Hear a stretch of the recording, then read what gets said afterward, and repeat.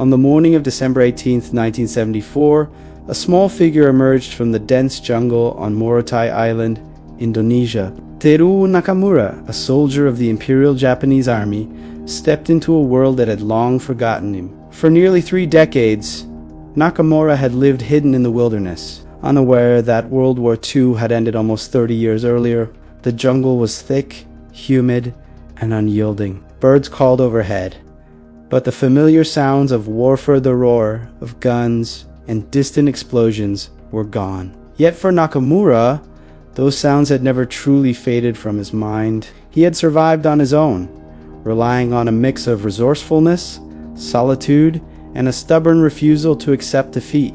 As he walked toward the approaching soldiers, his eyes scanned cautiously, wary of strangers. Years of isolation had sharpened his instincts. His clothes were worn, his frame thin, but his spirit remained unbroken. This moment was surreal, a collision of 2 worlds separated by decades. Nearby, the Allied forces had long moved on, leaving behind remnants of war that now whispered only in the rustling leaves. Nakamura's surrender would mark the final chapter of a war story few could imagine. Teruo Nakamura was born at Tunpalalen, a member of the indigenous Amis tribe in Taiwan. When Japan colonized Taiwan, many locals were conscripted or volunteered into the Imperial Army. Nakamura was one of them, sent to fight in the Pacific Theater, facing battles far from home and islands sweltering under tropical heat. In 1944, Nakamura was stationed on Morotai, a strategic island vital to Allied plans to move closer to Japan. The Allies launched fierce attacks, overwhelming Japanese defenses. Nakamura's unit was scattered, and amid chaos, he vanished into the jungle, determined to survive. Unlike many soldiers, Nakamura was not told the war had ended. Cut off from communication and clinging to his orders, he believed his duty was ongoing. Years passed, supplies ran low, but surrender was not an option in his mind, only survival. For decades, he crafted shelter from palm leaves and bamboo. He hunted small animals and gathered edible plants, eking out an existence in isolation. Rain soaked him, insects bit him, loneliness threatened to consume him, but the warrior's discipline persisted. Occasionally he encountered footprints or evidence of passing locals but avoided contact, fearing capture or betrayal. His world shrank to the immediate dangers and necessities: food, shelter, and the unyielding hope that his comrades might still be out there. His story is not just about endurance. It is about the human spirit's complex relationship with duty, loyalty, and belief. Nakamura was trapped between the past and a world that had changed beyond recognition. Over time, Nakamura adapted. His survival skills sharpened. His knowledge of the jungle grew profound. He fashioned weapons from natural materials, honed his aim with a rifle he maintained carefully, and created traps for food. Each day was a battle against nature's elements, as much as against the memories that haunted him.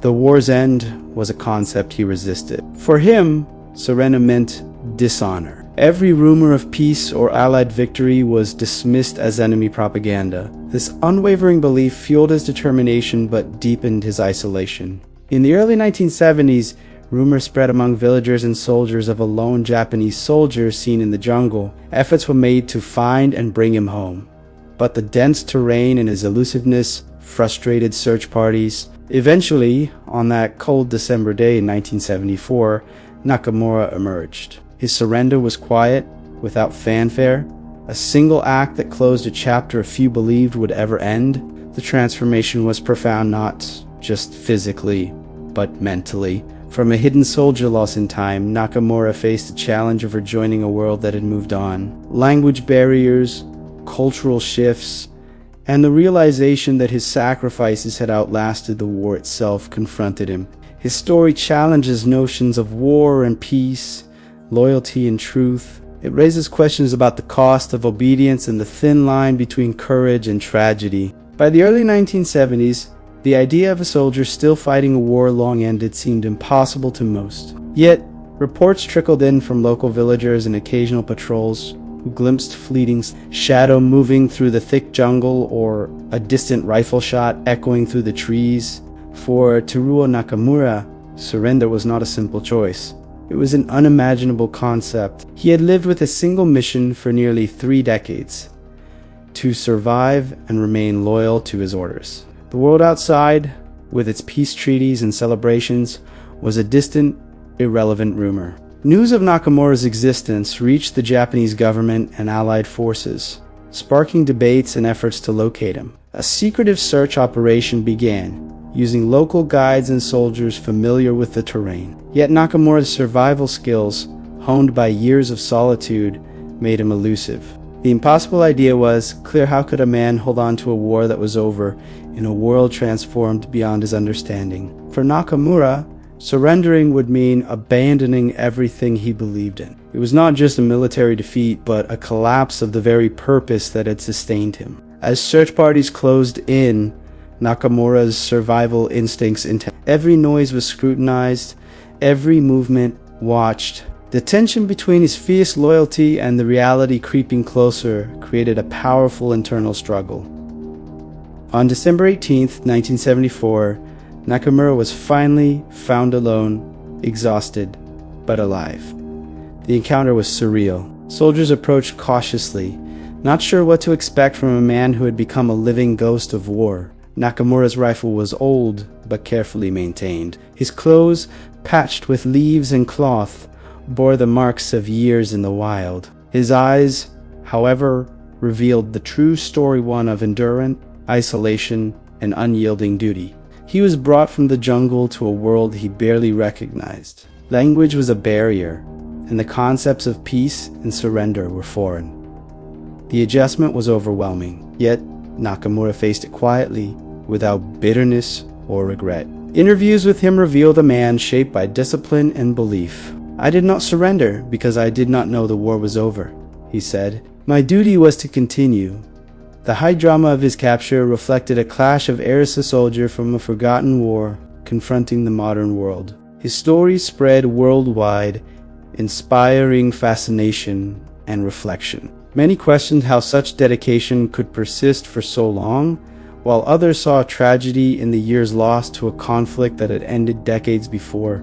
Nakamura's life became a symbol of war's complex human cost.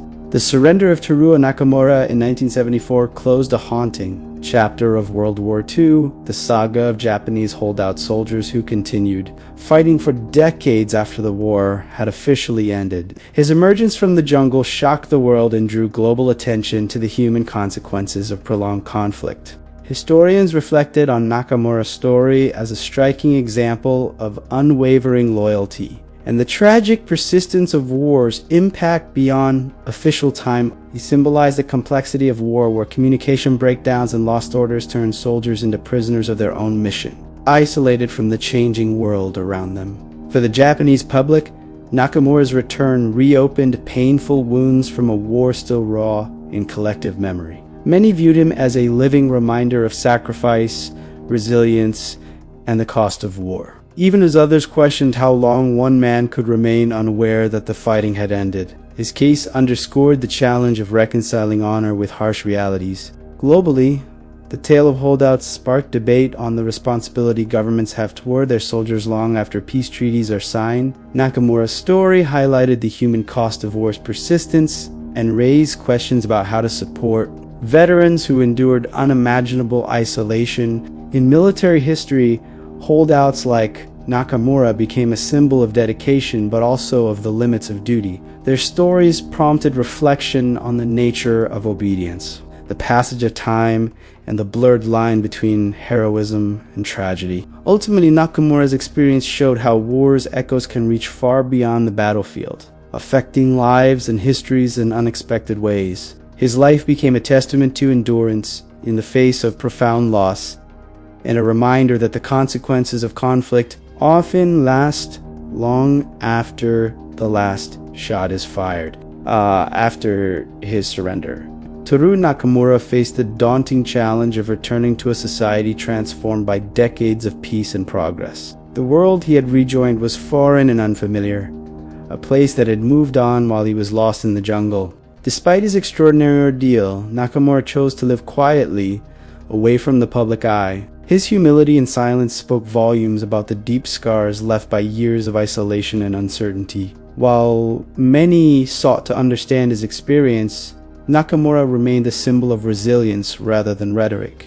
His story invites us to reflect on the human side of war, the individuals caught between duty and survival, the sacrifices made in the name of loyalty, and the emotional burdens carried long after the fighting ends. It reminds us that history is not just about dates and battles, but about people. Nakamura's legacy transcends his status as a holdout soldier. It challenges us to consider how societies remember war, support those affected by it, and recognize the complexity of human endurance. His life story becomes a powerful narrative about isolation, hope, and the search for meaning after unimaginable hardship.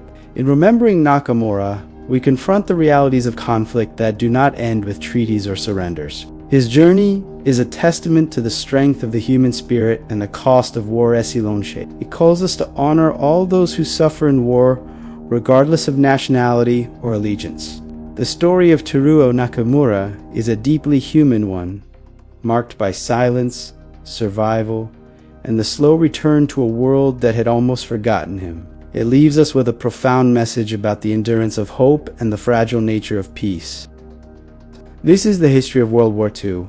Whoever oppresses the innocent is an oppressor. Neither the earth belongs to this oppressor, nor does the sky belong to him. We stand, now and forever, with the oppressed. This is WWII Files. See you in the next one.